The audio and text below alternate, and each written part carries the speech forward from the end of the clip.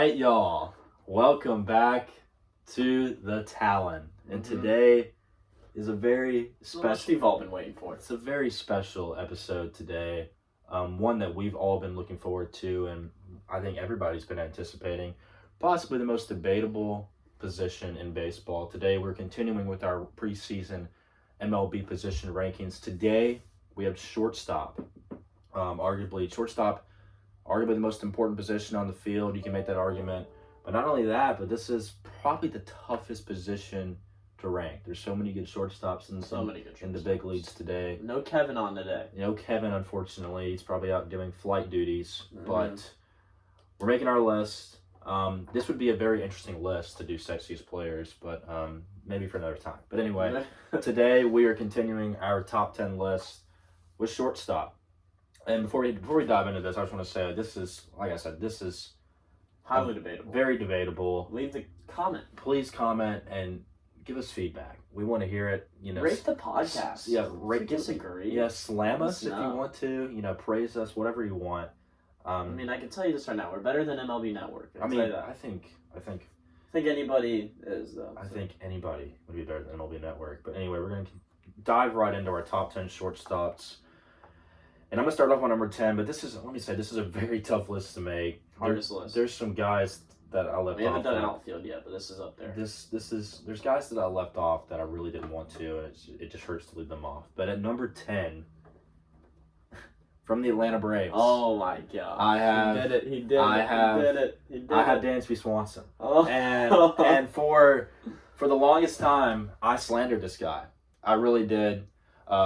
Ashton, my twin sister out there, you have an obsession with this guy, as does any female in the southern United States. If you're in Georgia and you're a female, you know who this guy is. But anyway, I slandered him for the longest time because I just thought he was so average. I thought he was such a bust for a number 1 overall pick in 2015. He should have, yes, he has not lived up to the hype of a number 1 overall pick. I could agree that. But the guy's a world champion. The guy was a massive part to the Braves' run last postseason, last season. World Series, Game 4? That homer? Massive homer in Game 6 as well. That was a tape measure shot. I think he's going to have a breakout year this year, finally. He's great postseason. It's his contract year. Oh, yeah. We love contract years. And he's going to break out and play well. Especially, shortstops get paid well. And Dansby's going to want a nice little extension. What's he getting now?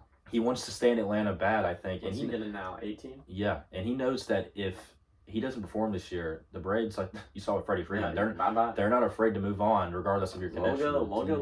Look at Correa's opt-out. Yeah. They will. Obviously, I don't want Correa, great player, but that's another story. But Swanson, let's talk about Dansby for a second. Dansby, he's really, just come into his own the past couple of years. He has. I think he's so criminally underrated defensively. He's one of the best defensive shortstop in the league. Highlight play after highlight play, but he doesn't make errors. You know his WAR by any chance? Is it in the 4s? His F WAR last season. Yeah, it was just 2. But I think that stat's very good to use. I think sometimes it gets a little misunderstood. I think because sometimes the guys on good teams have lower WARs because it's and they had a good replacement. Certain positions get screwed over with it. Yeah. But Dansby, I can't say enough good things about this guy defensively. Offensively, he's really come to his own. He's starting to finally hit the ball the opposite way. When he's the best, when he's hitting the ball the opposite way, he's getting up there in average. But what I really like about Dansby that makes up for everything is this guy's got power. He hit 28 home runs last year. I think he could hit, my bold prediction, Dansby's going to hit 30 this year. Oh, my God. I think he's going to hit 30. He's got that potential. But Dansby's just an all-around good shortstop. I think this is the only spot I think he just belongs to number 10 spot on. But we're going to move on. Enough Dansby talk. Number 10 on your list. This is one of my honorable mentions, Dansby Swanson and Wander Franco. But number 10, I've got Brandon Crawford. He had an incredible year last year. And the main thing I noticed about him, and I noticed it and I went and looked to make sure, is just the way he's spreading the ball now. He used to be a much more pull hitter, and now he's starting to hit to the middle of the field, center field over half the time. And that's what the great hitters do. And so he's doing that. I think he had a high 8 in OPS. He has 4 gold gloves. Crawford's a great player. I agree. On a very good San Francisco team last year. He had a career year last year. Big part of them winning the division, 107 games, and getting into the playoffs when they highly exceeded expectations. But number 9 for me It's the young stud Wander Franco. Just got a big deal with the Rays, or a big deal for Tampa. Of course, they don't have to spend money at all. What was it, 10-year, 108? I believe so. Wander, he's a stud. He's one of the future stars, young stars of this league. I'm not gonna say I'm gonna put him on Acuna, Soto, Tatis level, No. but Could be. he has that potential. He's got to get that power. He's going to be a stud. The guy looked phenomenal last year. Of course, number 1 overall prospect coming into last season. He got called up midseason, and he lived up to the hype. And what was his hit streak? It was like 30 games. Oh, yeah. Of on base, not the hit streak. Like 30 games being on base. So, yeah. Yeah. He did phenomenal last year. Yeah. Walks a lot. He gets on base. Right. He does it all. But he'll be good for Tampa for years. Number 9, I have Bogarts of the Toronto Blue Jays, one of the best players on one of the best infields again. He would be higher on my list because he led the league he led the shortstops in offensive WAR this year, which is a lot. But so he did that, but he also led shortstops in errors. So that's what's keeping him at 9 on my list. But I think Buchet is an awesome young player, and he'll be soon to be top 6, top 5 shortstop for years to come. You may disagree, but you can't lead the league in errors. You can't and be top 5. Are you throwing shots at another guy, or are you talking about Bo? I'm talking about Bo. Okay. Yeah, Bo. I love Bo. I really do. I love Bo Bichette. But anyway, number 8 for me, Brandon Crawford. I have him number 8 because I really think I said massive parts of the Giants' successful year last year, winning the division. The dude hit 298. He had a resurgent year. He was really good in the early 2010s with San Francisco and their runs then, but he really came back into his own. Had a 5 WAR last year. He was phenomenal. I think he belongs number 8 on this list. Do I think he's going to keep it up consistently? I don't know. We'll see. But I think number 8, he's very solid defensively, underrated. And he's good at the plate. He's one of the best players in that San Fran team, maybe the best player on that team. And that's why I have number 8. Number 8, I've got the Mets product, Francisco Lindor. Oh, boy. Obviously had a down year last year, but he's still a platinum glover and a gold glover in his career. Can't take away from that. Stay consistent. I think he's not going to be top 5 shortstop in hitting next year, but I think he'll be serviceable. I think he'll go back more in that 8 range instead of the low 7s range. I just feel good about him. I hate the Mets, don't get me wrong, but a player as talented as he is going to do better. He was highly overrated, though, when he did get acquired by the Mets. People saying, one of the best shortstops in the game. He's not. Yeah. He's not one of the best shortstops in the game. I will give you a hot take. I left Francisco Lindor off my list, and I know I'm going to get a lot of heat and a lot of hate for that. Let's get a defining moment here. I want you to firmly say Francisco Lindor is not a top 10. Hear me out, ladies and gentlemen. I want you to hear me out loud and clear, and I've been on this train for the past 7 months. Francisco Lindor is not a top 10 shortstop in Major League Baseball. He's not. And I think you look back, 2019, 2018 before with Cleveland, yes, absolutely. Arguably the best shortstop. But he's declined in the past 2 years, and it's not just my hate for the Mets. He could be on the Mariners right now for all I care. He had a bad year last year. He did not play well. Very league average. Swanson had a better year in every category, and that's why I put him at number 10 over Lindor on this list. I was stuck at number 10 on this list between Swanson and Lindor. I put Dansby Swanson over Francisco Lindor because I truly believe Dansby Swanson's a better shortstop right now. That's my hot take. I do believe Swanson's a better shortstop than Lindor. But at down year, he could very well come back into his own like he used to. But Francisco Lindor, it's not just the Mets hate. He just wasn't a very terrible year. He actually would not show up in big moments. Either. Most overrated player last year, and the Mets are paying him $300 million. Number 7. Number 7 for me, I've got Bo Bichette of the Toronto Blue Jays. A big Blue Jays. Blue Jays are my favorite team in the American League. Love every player on the team. Yeah. Bo Bichette's one of my favorite players. Love the hair. He's a great player. He's just really fun to watch. I love his swing. He's got a beautiful swing.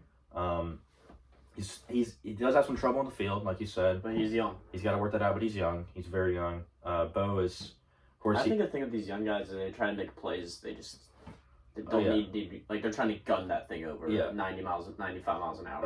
Of course, yeah. Bo does that a lot too. Of course, him and Guerrero were the 2 guys that were highlighted coming up for the Blue Jays. They both lived up to the hype pretty well. Oh, yeah. But Bo he's very good offensively. The dude, I love his game.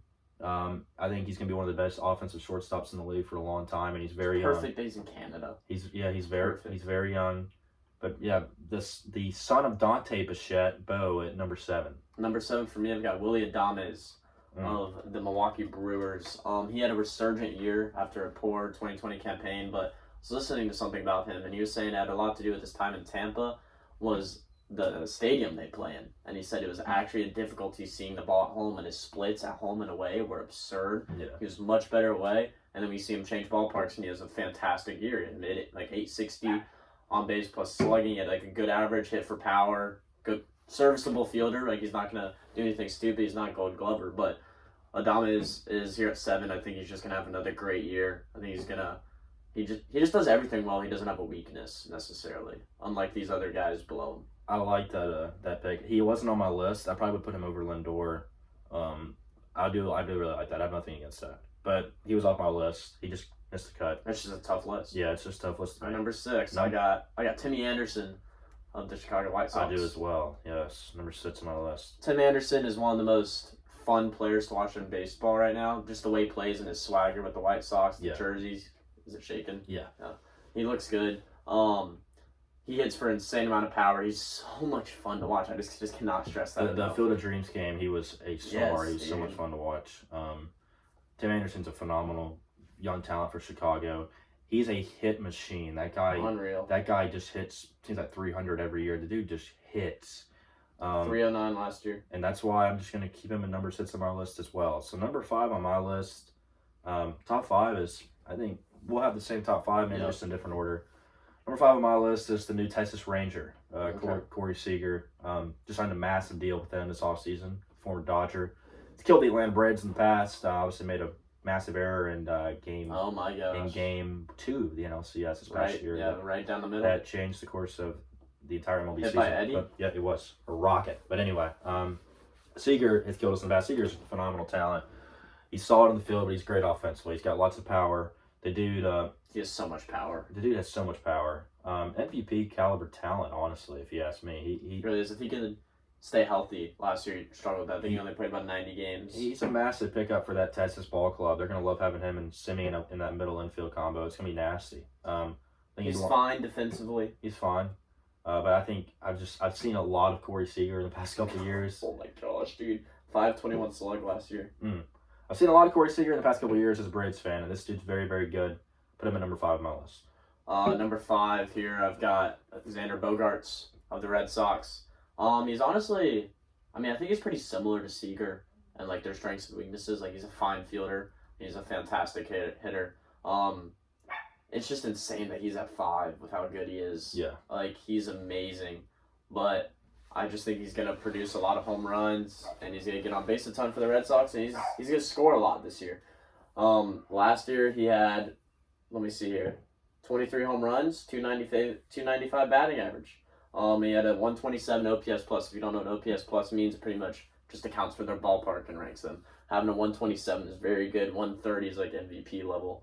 So Xander Bogarts had a great hitting year. Very good. He's number 4 on my list. I believe he is very well might be the best player on that Boston Red Sox team. You can make the argument him or Rafael Devers, but I think he's number 4. He's a fantastic offensive talent. He's a good shortstop. He is not bad defensively at all by any means. No. He's such a massive part. He's the reason why the Red Sox exceeded expectations last year and were good. Last year he only had 9 errors. Yeah, that's great. I'm actually a Xander Bogarts fan. I have nothing against him. I don't love the guy. I have nothing against him. He great offensive talent in a ballpark that could be hard to get a lot of power. He gets a good power numbers. Walks 10% of the time, only strikes out 18% of the time. That's good stuff. That's massive. He's number 4 on my list. Yeah, he's just there's not really too much to say about him. Yeah, that's just it. 4.9 WAR, good number. Yeah, number 3 on my list.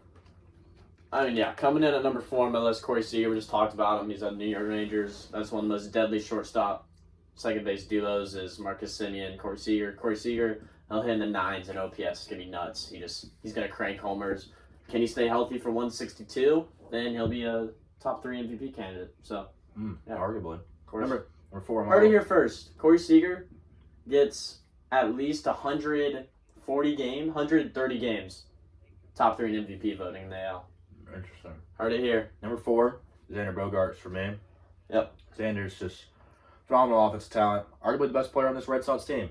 You made the argument him or Rafael Devers. Massive part to the Red Sox. Massively exceeding expectations last year. Getting to the ALCS. What about JD? No. Okay. I know. He get hit, but no. Yeah. I'm going to go with Xander Bogarts. He just great offensive talent. He's solid defensively. What about Chris Sale? Stop. Slenderman. Stop. Anyway. What about Jackie Bradley Jr.? No. What about what's his face? Verdugo. Bobby Dahlbeck. I'm kidding. Anyway, but anyway, I think that's perfect spot for number 4 on the list. Xander Bogarts. Not much to say about him, but he belongs to top 5. Yep. Number 3 on my list. You just said 3, right? I said 4. Oh, you said 4. Number 3 on my list, I got Trey Turner of the LA Dodgers. He's overrated defensively, to be honest with you. Negative defensive run saved. Not saying that's everything in the world, but he is overrated defensively. I feel like sometimes just because we have this correlation between speedy guys being great defensively, but he's no Gold Glover at short. But he's amazing on stealing. He's a great hitter for average, and he's a probably top 10 hitter in the game, and he's the 3rd best shortstop. So? Yep. I think the top 3 for us are going to be in different order. But I think Trey Turner was 3rd in MVP voting last year, too. I think we have the same top 3, just different order. Definitely do. Number 3, Carlos Correa of the newly acquired member of the Minnesota Twins. The former Houston Astro just signed an interesting contract with the Twins this offseason in a very surprising move. I think he was the best player on that Astros team last year. They got to the World Series and lost to the Atlanta Braves in 6. Very good hitter. Very, very good. Dude's been really, really good for a long time. It's been a massive part to that Houston run that they've been on for the past 5 years of, Forgot to mention Trey Turner did have the batting average champion last year. Sorry, just saw that. But anyway, I think Correa in Minnesota is going to be interesting. He's in Target Field, which isn't the best ballpark for hitters. He's going to have a year. I think he will. Very interesting that he signed with an AL Central Minnesota team that seemed like they were... His contract's interesting. I don't think he's staying there more than a year. Seemed like they were selling, but Correa he's a Minnesota Twin. I think he's going to do very well. He hit 30 bombs this year. AL MVP candidate, possibly. Very good offensively. Very, very solid defensively. Belongs number 3 on my list. So you made the argument for him on anywhere 1 through 3, but I have him number 3. Yep. Number 2. Mm-hmm. You may find this contradicting, but I've got Fernando Tatis. But what I said earlier about Buchet, about errors, but Tatis, his offense makes up for it. I mean, he's hitting in high 9s of OPS, and he just hits for so much power. Hit 42 bombs last year. Didn't play a full season. He gets on base. He steals. If he just develop a little bit in the field, he'll be a unanimous number 1 here. But Tatis, as you all know, he's one of the youngest, swaggiest players we have in this league, and he's going to be a household name for years to come. One of the top 3. I was on him since he dodged Circus tag, by the way. One of the top 3 faces in baseball right now, I believe. Yeah. Number 2. He's an idiot, though. His motorcycle accident. Yeah. He said, which one? Do not be riding motorcycles if you're a franchise player. Yeah, I do think idiotic. The lockout definitely affected that too. He couldn't go to medical staff. But anyway, number 2 is Fernando Tatis Jr. of the San Diego Padres. Yep. One of my favorite players in the league. Yes, I do get very annoyed by the media absolutely riding this guy 24/7 constantly. But he's a phenomenal offensive talent. You can't deny it. 42 bombs this past year. He's an MVP candidate. I don't think he would have won it. Possibly could have with Ronald going down. But I think when you look at the argument for him and young players and in terms of Acuna Soto conversation, I think his defense kills that. I think his defense it's really atrocious. I mean, his defense has got to improve. Had to move the guy to the outfield this past year because he just was terrible defensively. He's got to get the defense figured out if he wants to be a long-term shortstop.